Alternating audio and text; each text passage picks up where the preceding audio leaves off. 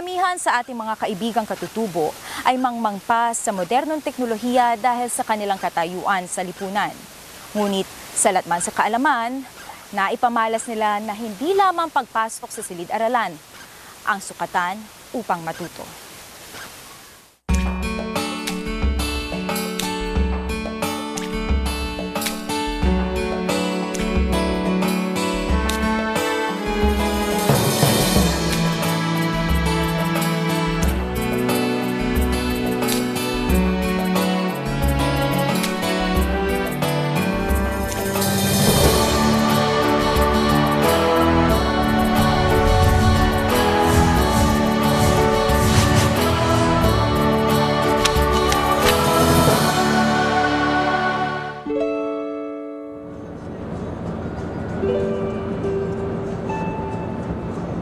Isang komunidad ng mga Aita ang aming tinungo sa Sitio Gala, Barangay Aningway, Subic, Zambales. Mayroong 100 kabahayan dito na nakikinabang sa yaman ng kalikasan upang may makain. Sinamahan kami ni Tatay Marcelo upang silipin ang kalagayan ng ilan sa ating mga kapatid na katutubo. Ito yung eskwelahan. Opo, eskwelahan po. Sila po yung... Grabe po, lakas. Yan po yung kabuhayan po dito, madam. Pagka pumupunta po sa bayan, nagbibinta po ng mga pinapalekon po, mga bunga ng kalakal, mga gulay-gulay. Pagka nabenta na po, mamili na po ng mga kailangan po dito. Katulad po niyan po, yung mga dala-dala niyo, bigas po, ulam, kung ano-ano po. So, ganyan po yung buhay dito po. Tapos ito na po yung pagpabalik na sila. Opo. Kailan po ulit yung susunod na benta nila? So, isang linggo na naman po, madam. Sa linggo ulit? Sa linggo ulit po. Lingguhan. O, lingguhan po, madam. Tapos kailan po yung kuha nila ng ani? Sabado? Sabado po, madam.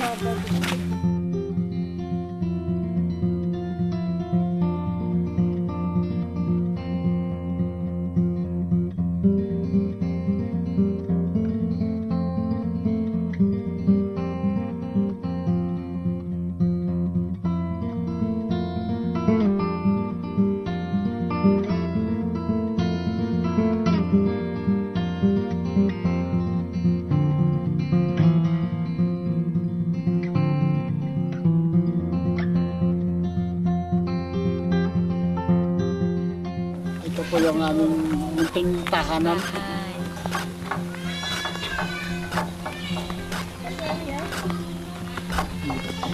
Buhay mo aso. Maganda umaga po. Tay, Nay, may kataasan pala tong bahay ninyo. Ano dito po sa Phase 5, may kahirapan umakyat. Pero ano po yung kabuhayan ninyo dito sa inyong barangay, dito po sa inyong lugar? Tatanim po kami ng panpo. Gulay, mais, kamuting kahoy, kamuting baging po, ma'am. Saging po, ganyan po. Tapos yung pong mga ani, saan nyo po dinadala? Kung may harvest po kami mga bunga ng halaman namin, dinadal po namin sa Subic po, ma'am. Doon nyo po binibenta? Opo, binibenta po namin sa palengke ng Subic po. Kanina po may nakita rin ako na kasama niyo po ata may dalang honey, pati po ba honey? Ginagawa rin po natin kabuhayan? Opo. Oo. Sinali nga nakita ko kanina may mga bit-bit din eh. Baka lang po mabuhay po. Huwag lang masama manggagaling ang kabuhayan po. Ayaw po namin yung ganun po, ma'am. At saka dito po sa dami po nung pwedeng maging ani, ano? Parang hindi ka naman magugutom basta Basta magsipag masipag ka na. lang po, ma'am. Tayo dito po sa lugar ninyo, inaabot pa po kayo ng kuryente o hindi na? Hindi na po, ma'am. Wala na. So dito po, paano po yung wari ilaw? Saan po kayo kumukuha? Bumibili na lang po kami ng gas sa bayan po, ma'am. Buti-buti na lang po. Isang buting ganyan po, abot na ho ng 1 linggo, ma'am. Magkano naman yung isang boteng ganun po? Ano po? 60 po. 60. Opo, 1 litro po. Tapos inaabot po ng ilang araw yun. 1 linggo po yun, ma'am. Bali 7 araw. Pero sa 60 po sa isang buwan, 240 rin po yun, no? Medyo malaki-laki rin. Opo. Oo. Tayo, paano pala pag nagluluto kayo? Paano nyo, saan nyo kinukuha yung apoy? Kahoy po, ma'am. Sa kahoy. Pero paano nyo po inuumpisahan yung apoy? Yung pagliyab? Yung nga po, yung ganito po, ma'am. Ano po ang tawag dyan, Tay? Yung ganito po ay kulili. Kulili. Opo. Dito po kami nangunguha ng apoy Oo. na para lumikha ng apoy para may nalamitin kami na pagsasaingan po ng aming kakainin po. Tay, pwede mo bang ipakita sa akin kung paano mo ginagawa? Opo. Sige, Tay. Ito tayo, ordinaryong ano lang to, no? Ordinaryong kawayan lang itong ginamit natin. Buho po. Buho ang tawag. Tapos ito pong, ano po itong mga pira-pirasong ito? Kusot po. Kusot. Kusot po ng Kusot po na ito, galing din po dito, ma'am. Nailalagay po dito. It galing po sa gilid-gilid nitong buho, itong Opo. kusot. Opo. Tapos, bakit po kailangan ng ganito? Para po kasi mayroon siyang kasi kung wala po nito, Oo. walang dadapuan po yung lilikhang apoy. Yung init sa ilalim. Opo. Ito kumbaga yung magliliyab. Yan po ito. Ganun. O sige tayo, gawin natin. Ayan, inaayos niya na tayo. Opo. Yan po pa.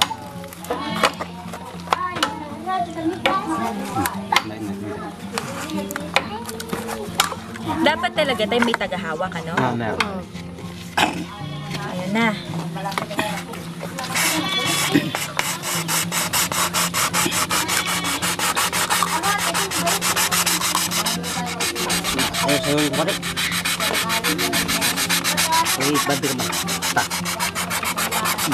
Dito.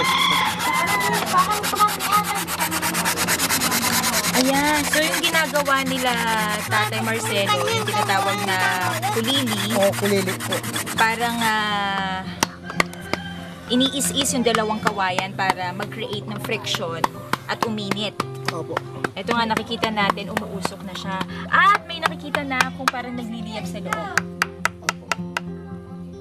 Ayun! Ang bilis! Yan po. Nakikita ko na yung pula-pula. Opo. Bakit nyo po hinihipan, Tay? Para po lalo siyang para hindi po siyang Mawala. opo. Ayun, ang galing! Ay, ang galing! Uy! Ganyan po. Ang bilis! Parang wala pang 1 minuto, nakita nyo, Opo. magkaroon na tayo ng apoy dito at pwedeng-pwede na tayo magluto. Opo. Galing!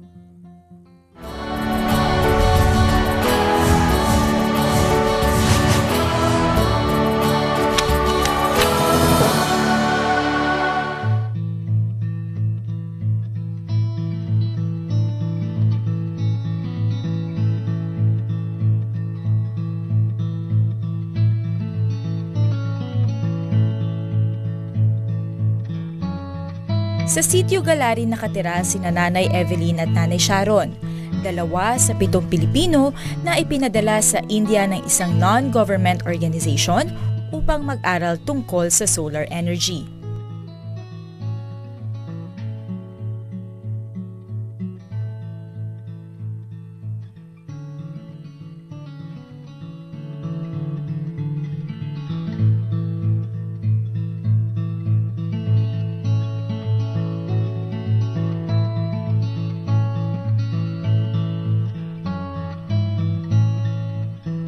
Bigyan po kayo ng pagkakataon na ituloy ang inyong pag-aaral.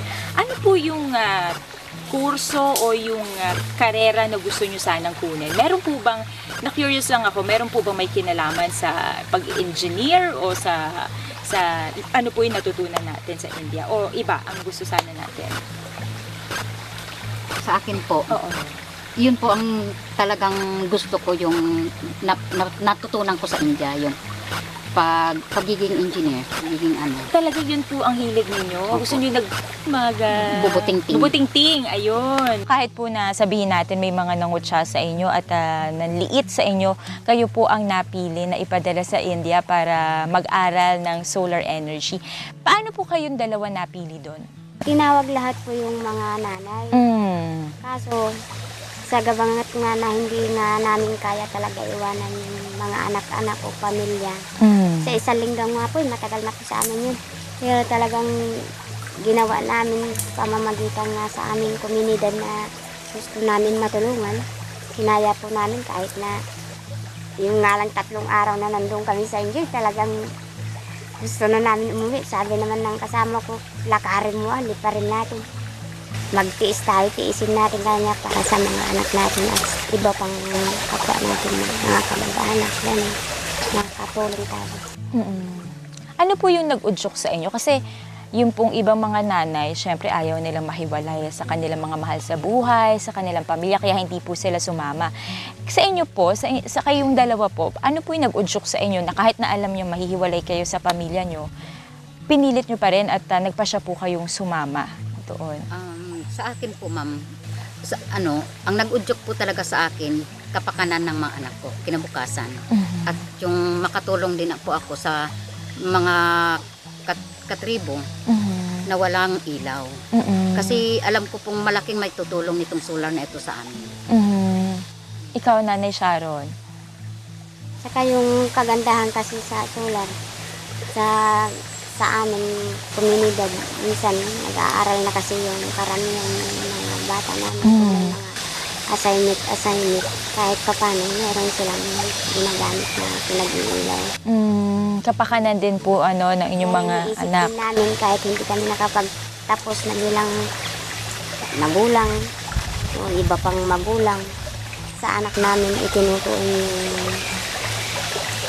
pagod namin sa kanila para lang naiangat naman nila yung sarili nila kung sakali pagdating ng araw at wala na kami. Masabi nila kahit ganun pala nanay namin, kahit hindi nag-aral, napaaral kami kahit pa paano. Nakakatuwa naman. Pangarap ko sa Parang naging inspirasyon po yung inyong mga mahal sa buhay, inaano ko talaga sa mga anak ko. Oo. Ito pag-usapan na natin yung nyo po, karanasan ninyo nung papunta at habang nasa India po kayo. Ito po yung unang beses nyo sumakay sa eroplano.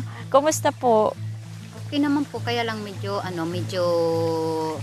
nagkaroon nga ng, siyempre po, bagong karanasan. Kaya medyo nagkaroon ng kakingkuyan. Ano pong nangyari? Yun nga po, yung kapag lumalakad kami at hila-hila namin yung bag, kapag yung sumakay na po kami sa Escalator. escalator, Oo. ayun po, parang mga unggoy na yumayakap sa akin lahat. Tabi-tabi po, Sa akin yakap-yakap. po talaga, nagganyan na nga po ang nasisira na nga po dahil sa lakas ng dalawa sila. Oo. Yung taga-Tarlac Dahil po. natatakot po, Siyempre. yumayakap sa inyo. Ikaw naman, Nanay Evelyn, hindi ka ba na-homesick? Hindi mo ba na-miss ang pamilya mo noong mga unang araw mo doon? Sa totoo lang, ma'am, talagang na-homesick din ako. Na mga, siguro buwan din po ang tiniis kong naalala yung pamilya ko. Umiiyak paggabi. Pero sinikap po ng mga taga-India, yung mga teacher namin na libangin ang bawat isa sa amin. Kaunting, yun nga po yung sinasabi niyang kaunting, pag hindi po kami pumasok, dahil siyempre nalulungkot na homesick na. Pinupuntahan po kami sa boarding house. Yun, para dalhin sa medical. Dahil akala may sakit, may nararamdaman. Ano po yung mga tinuro exactly doon sa solar energy? Kasi po, ma'am, yung mga kulay-kulay na sinasabi niya, doon po binabase yung puntos ng mga resistance. Ano po yung resistance? Halimbawa, yung zero black, zero ang numero nun. Zero lang po. Ang brown is 1. 2 red, 3 yellow, 3 orange, 4 yellow. Yung mga ganun po. Doon po nakabase ang resistance. Ano po yung sinasabi nating resistance? Part po ba yun ng solar? Party po ng, component po yun. Party po ng, ng solar lantern. Kaya kailangan pong matutunan din yung iba't ibang Opo, kulay yung kulay. para po maintindihan yung tinatawag na resistance doon sa Opo. solar. Tinuro po sa inyo kung paano mag-set up ng, sabihin natin, ng isang solar panel para po makapag-supply na energy sa mga appliances. Opo. Pati yung tinuro. Gaano po katagal bago ninyo natutunan? 2 buwan po, ma'am. 2 buwan. Kasi ma'am, ang kaya kami nahirapan duman sa una. Mm-mm. Kasi karamihan po sa amin, kung tutuusin lahat namin, hindi nakapag-aral. Ngayon po na gumagamit na kayo ng solar energy, paano po nito nabago yung pamumuhay natin? Sa amin po, malaki po ang pinagbago sa bahay ko kasi mula nung wala na po kaming ilaw, kapag gabi ang dilim-dilim po dito sa bundok. Yun po ang ginagamit namin magdamag pa nga. At saka sa cellphone, doon po nagcha-charge yung mga anak ko. Gayon po na alam na po natin kung paano gamitin yung solar panels at alam na po natin kung ano po yung ginhawa na maibibigay nito sa mga pamilya. Ano po yung parang masasabi natin na vision natin o yung nakikita po natin na mangyayari dito sa community sa mga susunod na taon? Basta po natuloy yan, tsak naman pong liliwanag ang gala eh. At magkakaroon po kami ng hanap buhay na dalawa. At yung matuturoan po namin, kasi mayroon naman pong gusto talaga magpaturo. Yun sana po matulungan namin na makapagturo sa kanila para kung sakaling may proyekto na gustong bumili at mayroon rin lang kaming may tumulong sa amin na magbigay ng pondo, sama-sama po kami magkaroon ng hanap buhay. Kayo po yung mga mapalad na napiling makapag-aral doon at matuto ng mga bagay na mapapakinabangan po dito sa inyong komunidad. Para po sa inyo, gaano kahalaga ang pag-aaral at edukasyon para sa pagpapaunlad po ng isang lugar, ng isang komunidad tulad nito? Ay, mahalaga naman po ma'am talaga kahit saan. Mahalaga po talaga ang pag-unlad ng community. Kasi lalo na po talaga sa mga anak namin na sa mga bata na gusto mag-aral, yun po ay talagang napakalaking katulungan. Saan po ba magmumula ang pag-unlad kundi sa mga nakapag-aral na mga kabataan? Mahalaga po talaga ma'am. Edukasyon. Ayun, maraming salamat Nanay Sharon at Nanay Evelyn. Sana nga po in the next coming years, no, sa mga susunod na taon, lahat po ng lugar dito magkaroon na ng liwanag para hindi na madilim dito sa inyong lugar at maging maasenso na po ang lahat. Maraming salamat! Thank you!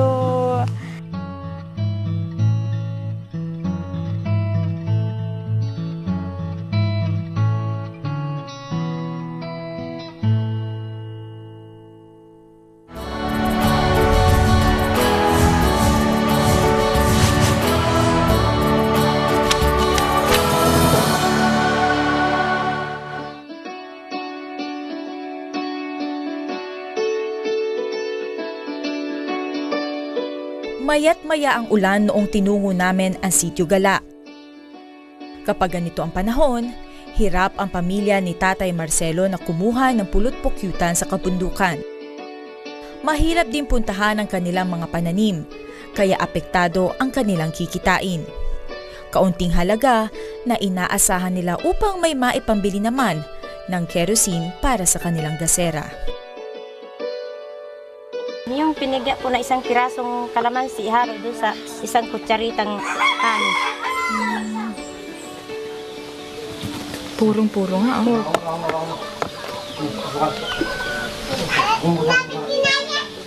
Saan po kayo nakakakuha ng Sa bundok na po. kinukuha nyo? Oo. Pero yung magulang niya yan, madam, mga gat. Pag kinagat ka niya, mamaga yung buong katawan. Paano po kayo nakakaiwas? Nag- Sanayan lang. Oo. O nakagat na rin po kayo? Nakagat na rin. Yung kahapon, madam, may dumating dyan sa building po, puno ito. Inubos? Inubos. Puro ganito ang gusto nila, yung puno po. Inubos. Inaubos. Yung ganyang kalaki na magkano? 350 po.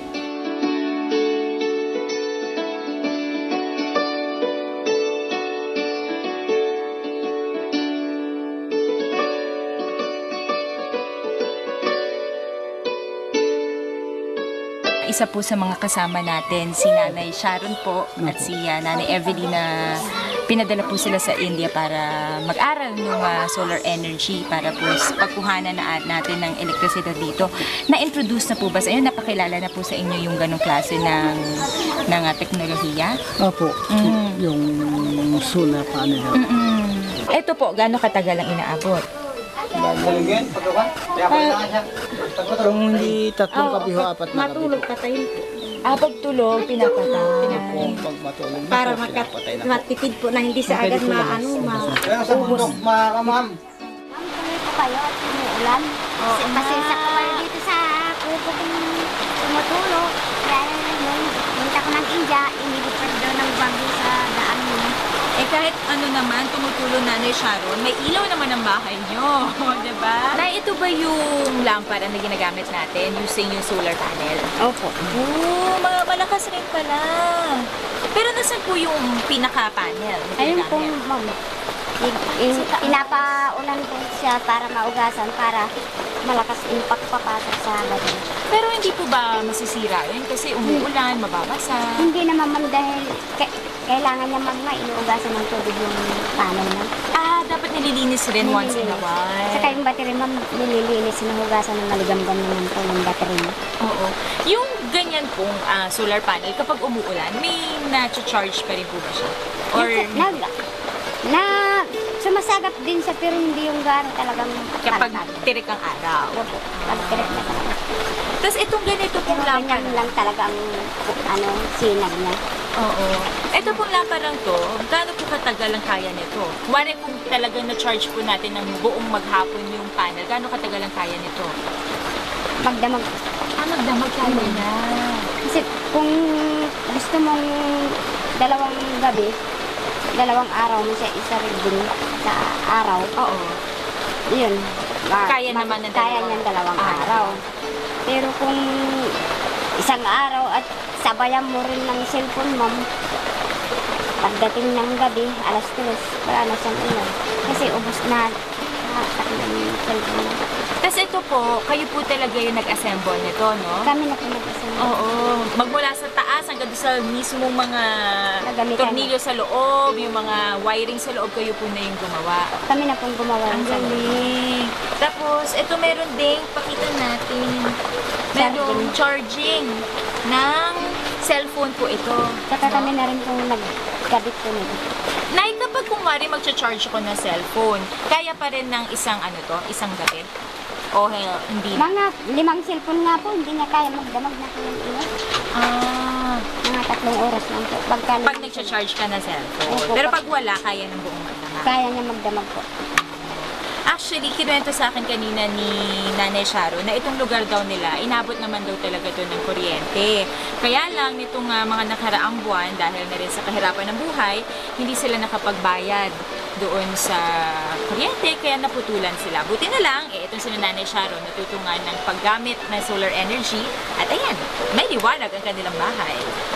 Nay Evelyn, ito pala yung itsura nung lamparang ginagamit natin using yung solar lamps.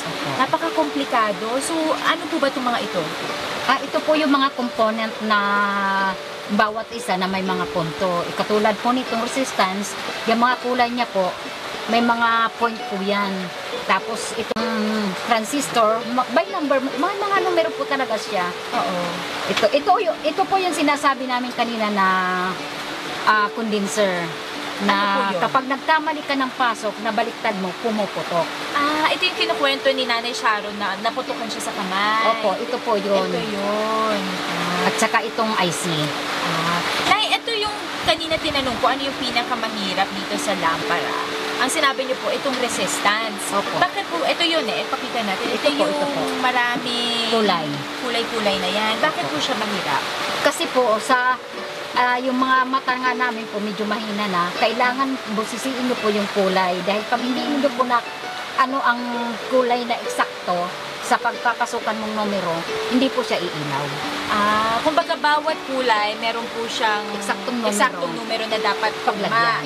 Kung Opo. hindi gagana Hindi yung po lampada natin. gagana. Kaya mahirap. Opo. Tapos ito, Nay, kayo ang nag-assemble talaga nito. Ako po talaga ang nag-assemble nito. Mula po dito sa pinaka-base hanggang dito sa hanggang dito sa component. component hanggang dito sa mind. Opo. Gaano niyo po katagal bago na kumpuni ito?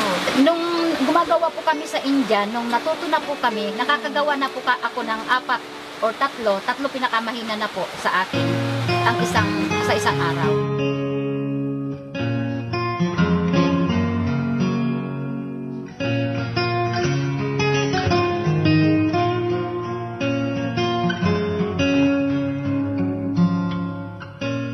Wika nga, necessity is the mother of invention. Kaya kulang man sa formal na edukasyon ang mga napiling lola na nag-aral sa India, unti-unti na nilang niyayakap ang ilang bagay na makakatulong sa kanilang pamumuhay.